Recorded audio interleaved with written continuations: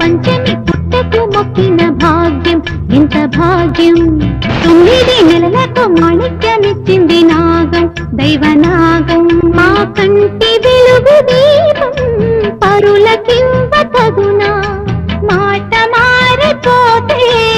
ఊరుకోదు దైవం పంచమేలా పోమా నాగుల పంచమి పుట్టకు మొక్కిన భాగ్యం ఎంత భాగ్యం 9 నెలలకు మాణిక్యమిచ్చింది